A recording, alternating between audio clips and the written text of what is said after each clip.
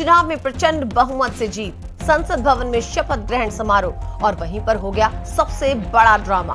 कहानी है पड़ोसी देश बांग्लादेश की, जहां नई सरकार के गठन से पहले ही उसके दो सबसे बड़े सहयोगी दल आपस में भिड़ गए।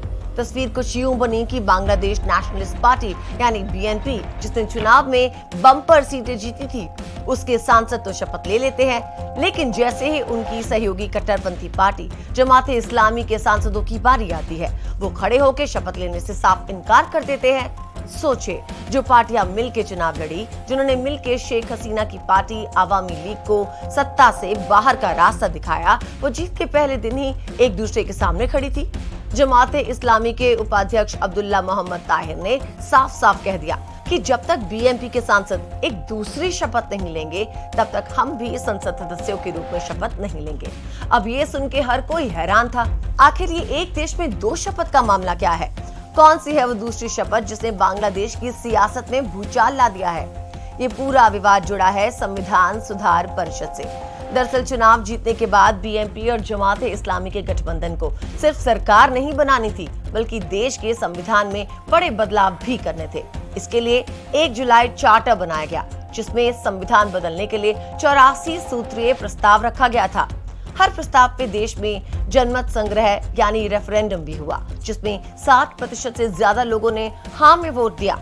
इसी चार्टर को लागू करने के लिए संविधान सुधार परिषद बनाई जानी है। जमाते इस्लामी की मांग थी कि सभी सांसद पहले संसद सदस्य के रूप में शपथ लें और फिर संविधान सुधार परिषद के सदस्य के रूप में दूसरी शपथ भी लें, ताकि ये पक्का हो सके कि संविधान में बदलाव होकर रहेगा।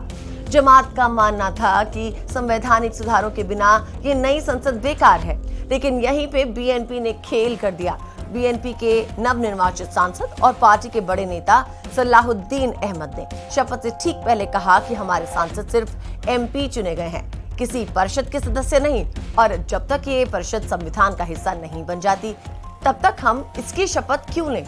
ये एक बहुत बड़ा कानूनी और सियासी दांव था, जिसने जमाते इस्लामी को नाराज कर दिया। अब ये मामला इसलिए भी गंभीर है क्योंकि बीएनपी ने अकेले 297 में से 209 सीटें जीती हैं, जबकि जमाते इस्लामी को 68 सीटें मिली हैं। दोनों मिलकर एक बहुत ही बड़ी ताकत है, जिसने पूर्व प्रधानमंत्री शेख हसीना की पार्टी को चुनाव लड़ने से ही रोक दिया था। ऐसे में सवाल उठता है कि क्या ये गठबंधन में आई असली दरार है या फिर सिर्फ एक सियासी दबाव की रणनीति? बीएनपी ये दिखाना चाहती है कि सत्ता में बड़ा भाई वही है, फैसले भी वही करेगी। वहीं जमाते इस्लामी ये जताना चाहती है कि उसके बिना सरकार चलाना और संविधान बदलना नामुमकिन है। हालांकि दिन भर चले इस हाई वोल्टेज ड्रामे के बाद खबर आई कि जमाते इस्लामी के सांसदों ने बाद में शपथ ले ली। न सिर्फ उन्होंने संसद सदस्य के रूप में शपथ ली, बल्कि संविधान सुधार परिषद के सदस्य के रूप में दूसरी शपथ भी ले ली। साथ में निर्दलीय सांसदों ने भी दोनों शपथ ली। अब इसके क्या मायने?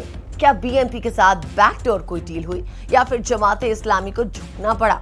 वजह चाहे जो भी हो, लेकिन एक बात साफ है, बांग्लादेश की नई सरकार की शुरुआत ही आपसी खींचतान और अविश्वास के साथ हुई है। ये पहली दरार है जो बता रही है कि इस सरकार की आगे की राह आसान नहीं होने वाली।